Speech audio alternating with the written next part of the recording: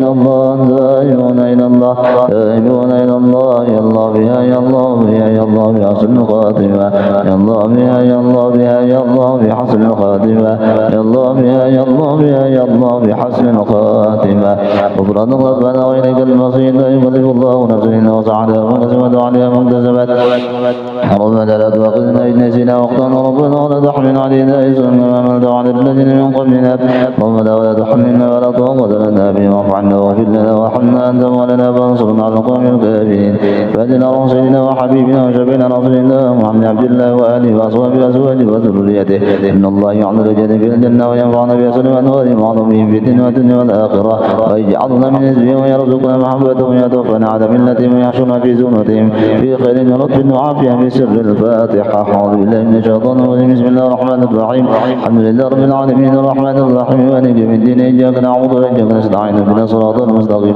صراط الذين أنعمت عليهم غير المغضوب عليهم ولا الضالين آمين فاهدنا روح سيدنا ومهاجر الله أحمد بن عيسى وإلى روح سيدنا الأصل العظيم الفقيه المقدم محمد بن علي بن ورسوله وفرع مجد بن حقوق عليهم أجمعين أن الله يغفر له ويرهم يعلي الراجل في الجنة وينفعنا بأسر أنوارهم وعظمهم في الدنيا والدنيا والآخرة الفاتحة أعوذ بالله من الشيطان الرجيم بسم الله الرحمن الرحيم الحمد لله رب العالمين الرحمن الرحيم مالك يوم الدين إياك نعبد وإياك نستعين صراط المستقيم صراط الذين أنعمت عليهم غير المغضوب عليهم ولا الضالين آمين وفاتنا رسولنا وحبيبنا وبركاتنا صاحب الواد وقطبنا أنفاس الحبيبة عمر بن الرحمن العباس ثم إلى روح شيخ عني عبد الله البارس ثم إلى روح الحبيب عبد الرحمن بن ناقل العطاس ثم إلى روح الحبيب حسين بن عمر العطاس وإخوانه ثم إلى روح عقيل عبد الله وصالح بن عبد الرحمن العطاس ثم إلى روح الحبيب علي بن الحسن العطاس ثم إلى روح الحبيب أحمد بن حسن العطاس وأصولهم وإبراهيم بن نقول عليهم أجمعين أن الله يغفر له ويرهم يعمل الجنة في الجنة ويرضى بأسر عنه وعظمهم في نفحة في الدنيا والدنيا والآخرة الفاتحة أعوذ بالله من الشيطان الرجيم بسم الله الرحمن الرحيم الحمد لله رب العالمين الرحمن الرحيم مالك يوم الدين إياك نعبد وإياك نستعين صراط المستقيم صراط الذين أنعمت عليهم غير المغضوب عليهم ولا الضالين آمين فاتنا روح أولياء والشهداء والصالحين والأئمة الراشدين وإلى روح والدينا وشيخنا والمغضوب علينا وعليهم أجمعين ثم إلى روح متأن هذه البلد من المسلمين والمسلمات وأن الله يغفرهم يعلو الجنة في الجنة وينفعنا بأسرهم وأنوارهم وعظمهم ونفعنا في الدنيا والدنيا والآخرة الفاتحة أعوذ بالله من الشيطان الرجيم بسم الله الرحمن الرحيم الحمد لله رب العالمين الرحمن الرحيم مالك يوم الدين إياك نعبد وإياك نستعين صراط المستقيم صراط الذين أنعمت عليهم غير المغضوب عليهم ولا الضالين آمين والمتى بالقبول وتم كل سليم معمول وصلى شأن الخير وبدنا في الدين والدنيا والآخرة فعلا لكل شر ظالمة لكل خير لنا ولوالدينا ولأحبابنا ومشايخنا في الدين مع لطف وعافية على نية أن الله ينور قلوبنا وقالبنا مع الهدى والتقى والعفو والغنى والموت على دين الإسلام والإيمان بلا محنة ونمدون من حق سيد ولجعلنا على نية كل نية صلى على حضرة النبي الفاتحة أعوذ بالله من الشيطان الرجيم بسم الله الرحمن الرحيم الحمد لله رب العالمين الرحمن الرحيم مالك يوم الدين إياك نعبد وإياك نستعين من صراط المستقيم صراط الذين أنعمت عليهم غير المغضوب عليهم ولا الضالين آمين الله لا إله إلا هو الحي القيوم لا تأخذه سنة ولا نوم له ما في السماوات وما في الأرض من ذا الذي يشفع عنده إلا بإذنه يعلم ما بين أيديهم وخلفهم ولا يحيطون بشيء من علمه إلا بما شاء وسع كرسيه السماوات والأرض ولا يؤوده حفظهما وهو العلي العظيم آمن الرسول بما أنزل إليه من ربه والمؤمنون كلنا آمنا بالله وملائكته وكتبه ورسله نفرق بين أحد من الرسل وقالوا سمعنا وأطعنا غفرانك ربنا وإليك المصير يكلف الله نفسا إلا وسعها ما كسبت وعليها ما اكتسبت ربنا لا تؤاخذنا إن نسينا وأخطأنا ربنا ولا تحمل علينا إصرا كما حملته على الذين من قبلنا ربنا ولا تحملنا ما لا طاقة لنا به واعف عنا واغفر لنا وارحمنا أنت مولانا فانصرنا على القوم الكافرين